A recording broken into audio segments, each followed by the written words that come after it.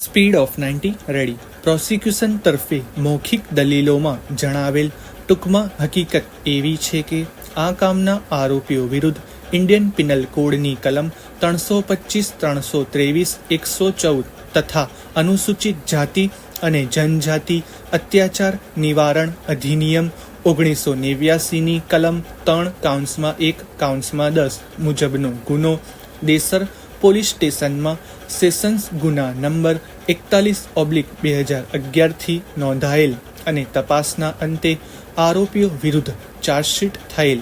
હાલનો case special કોર્ટમાં ચલાવવા પાત્ર હોય તેથી સ્પેશિયલ કોર્ટમાં કમિટ કરવામાં આવેલ અને સ્પેશિયલ કોર્ટમાં આરોપીઓ ઉપસ્થિત થતા અને આરોપીઓ વિરુદ્ધ ઉપરોક્ત ગુના અંગેનું તારીખ 17/12/2011ના રોજ તહોમતનામું ફરમાવેલ.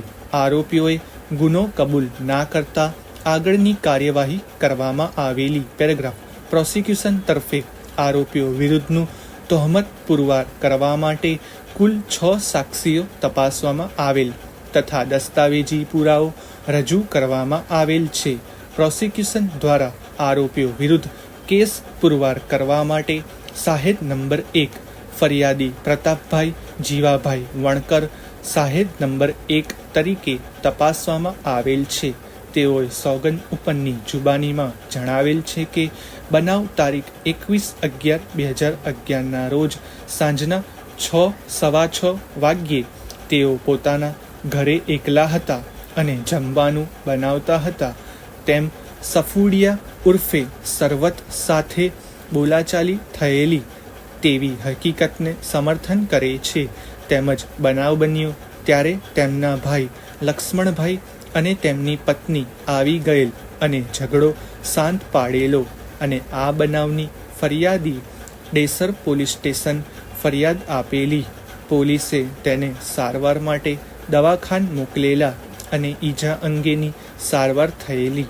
આ ફરિયાદ આંક 23થી રજૂ કરવામાં આવેલ છે અને તેના ઉપરની પોતાની સહી ઓળખી બતાવે છે.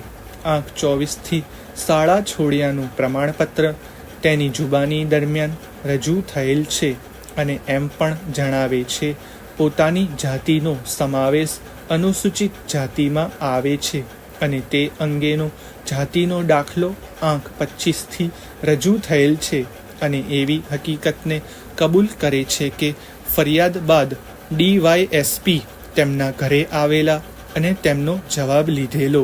આરોપીને તેઓ કોર્ટ રૂબરૂ ઓળખી બતાવે છે. અલબત્ત આ સાહેદ ફરી ગયેલા જાહેર થયેલ છે.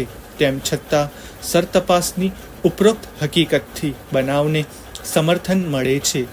ફરિયાદી અનુસૂચિત જનજાતિના સભ્ય છે તે નિસંકપણે પુરવાર થાય છે.